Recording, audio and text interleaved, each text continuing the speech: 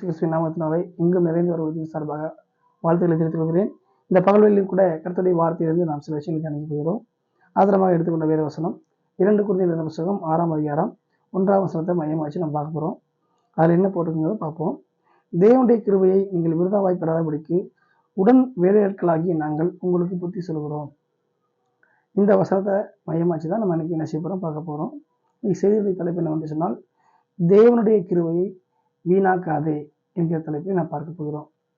பொதுவாக தேவனுடைய கிருபை என்று சொன்னால் என்ன? தேவனுடைய கிருபை என்றால் தகுதி இல்லாதவர்களுக்கு தேவன் காட்டுகிற ஒரு காரியம்தான், விஷயம்தான் கிருபை. அப்போ தகுதியே இல்லாத மக்களுக்கு தேவன் காட்டுகிற தயவு, அந்த கருணையை தான் என்ன செய்வாங்க, கிருபைன்னு சொல்லுவாங்க.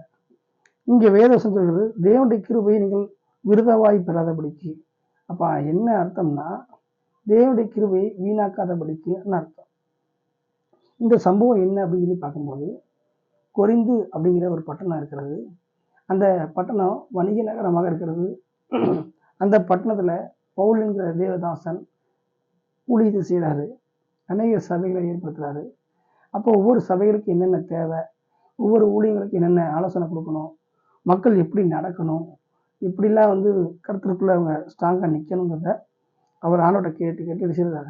அவர் கடிதங்கள்லாம் எழுதி அவர் அனுப்பி சொல்லுவார். அப்படி சொல்லும்போது தான் ஒரு குறிப்பிட்ட ஒரு காரியத்தை அவர் வலியுறுத்துறாரு. என்னன்னா, தேவனுடைய கிருபையை வீணாக்காதீங்க, விருதாவாக பெறாதீங்க அப்படின்னு சொல்லி சொல்றாரு. சொல்லிட்டு நாங்கள் புத்தியாய் சொல்லுகிறோங்கிறாரு. பொதுவாக இந்த பூமியில தண்ணி என்ன செய்ய மாட்டாங்க, வேஸ்டாக யாரும் விரும்ப மாட்டாங்க. சாப்பாடை வேஸ்டாக விரும்ப மாட்டாங்க. பணத்தை வீணாக்க விரும்ப மாட்டாங்க. ஒரு முக்கியமான பொருட்களை வீணாக்க விரும்ப மாட்டாங்க. அடுத்து பார்த்தீங்க அப்படின்னா, கரண்டை வீணாக்க விரும்ப மாட்டாங்க. கவர்மெண்ட்டு கூட என்ன செய்வாங்கன்னா, மின்சாரத்தை சிக்கனமாக உபயோகம் பண்ணுங்கன்னு சொல்லி போட்டிருப்பாங்க. இல்லை சில இடங்களில் குடிநீரை வீணாக்காதீங்க அப்படின்னு சொல்லி போட்டிருப்பாங்க.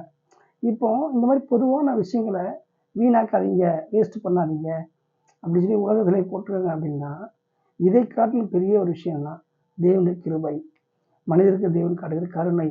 அந்த கருணையை வீணாக்காமல் இருக்க வேண்டும் என்பதுதான் பவுல் இங்கே என்ன செய்யறது, வலியுறுத்தி சொல்கிறார்.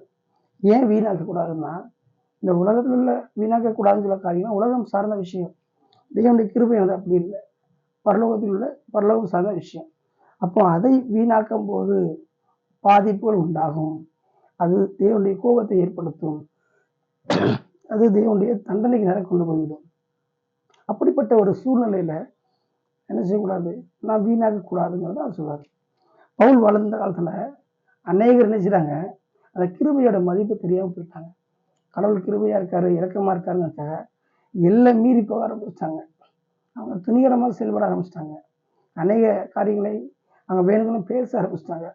கேட்டால் கிருபை இருக்கு அப்படின்ட்டு. அதுதான் பவுல் கடிந்து கொண்டு எழுதுகிறாரு, இன்றைய மணந்து வரக்கூடிய காலம், இன்றைய ரட்சணிய நாள், இந்த காலத்துல கொடுக்கப்பட்ட தருணத்துல கிருபையை நல்லா பயன்படுத்துங்க, வேஸ்ட் பண்ணாதீங்கன்னு சபைகளுக்கு எழுதுகிறாரு, ஆலோசனையாக எழுதுகிறார். அப்போ இதை கேட்குற ஒவ்வொரு தேவ பிள்ளைகளும், ஒவ்வொரு வாலிப சபைகளும் தெரிந்து கொள்ளக்கூடிய விஷயம் என்னவென்று சொன்னால், நம்ம வேலை பார்க்கலாம், இல்லை படிக்கலாம், இல்லை ஊழியம் செய்யலாம், ஊழியத்தை ஒப்பு கொடுக்கலாம். தேவன் நம்ம மேல் வைத்த அந்த கருணையை சரியாக பயன்படுத்தி தெரிந்து கொள்ள வேண்டும். அதை எல்லா வகையிலும் சரி, பேச்சிலையும் நடக்கையிலும் மற்ற எல்லா வகையிலையும் தேவன் கொடுத்த அந்த கருணையாகிய கிருபையை சரியான முறையில் பயன்படுத்த பழக வேண்டும். அதை கிருபை கொடுத்துட்டாருங்கிறதுக்காண்டி நம்ம ஓவராக வேலை செய்யக்கூடாது, செயல்படக்கூடாது. அப்போ செயல்பட்டோம்னா தேவனுடைய தண்டனைக்கும் கோபத்துக்கும் ஆளாக நேரிவிடும். ஆகவே இந்த ஒரு இக்கட்டான ஒரு கடைசி காலத்துல வாழ்ந்து கொண்டிருக்கிற நாம் ஒவ்வொருவரும் தேவன் கொடுக்கக்கூடிய அந்த கிருபையை, அந்த கருணையை நல்ல விதமாய் தேவனுக்காக உபயோகப்படுத்த முன்வர வேண்டும். இதைத்தான் பவுல் சொல்கிறார், சபைகளை சில எச்சரிக்கையாக சொல்கிறார். தேவனுடைய கிருபையை வீணாக்காதீங்க, விருதாவாக்காதீங்க, விருதாவாய் பெற வேண்டாம் அப்படின்னு சொல்றாரு. அப்படி சொல்லி அந்த கிருபையுடைய மதிப்பை புரிய வைக்கிறாரு. இப்போ பணத்தை வேஸ்ட் பண்ணலாம், தண்ணியை வேஸ்ட் பண்ணலாம், சாப்பாடை வேஸ்ட் பண்ணலாம், செய்வோம், கோவப்படுவோம், சொல்லுவோம், சத்தம் போடுவோம். அப்போ நம்மளே அப்படின்னா தேவன் செய்வார், அதை விட நீதி உள்ளவர். ஆகவே இந்த செய்தி கேட்டுக்கொண்டிருக்கிற ஒவ்வொரு தேவ பிள்ளைகளும், ஒவ்வொரு வாலிப சகோதரர்களும் தெரிந்து கொள்ளக்கூடிய விஷயம் என்னன்னு சொன்னால், எத்தனையோ ஜனங்கள் இந்த உலகத்தில் வாழ்ந்து கொண்டிருக்க தேவன் நம்மை தெரிந்து கொண்டிருக்கிறார், நம்ம மேல் கிருபை வைத்திருக்கிறார், போகும்போது ரொம்ப பாதுகாக்கிறாரு, உணவு கொடுக்கிறாரு, போஷிக்கிறாரு. அவரால் நம்ம வாழ்கிறோம், அசைகிறோம். அந்த இயேசுவோட கிருபையெல்லாம் ஒன்றும் பண்ண முடியாது. அப்படிப்பட்ட ஒரு சூழல் இருக்கக்கூடிய இந்த நேரத்தில் தேவன் கொடுக்கிற கிருபையை, இயேசுவின் கிருபையை தக்க வைத்துக் கொண்டு தொடர்ந்து கிருபையில வளர்ந்து பெருக வேண்டும் என்று சொல்லி, கிருபை வீணாக்க கூடாது என்று சொல்லி, எங்கும் நிறைந்தவர் ஊழியங்கள் உங்களை வாழ்த்துகிறது. ஆமென்.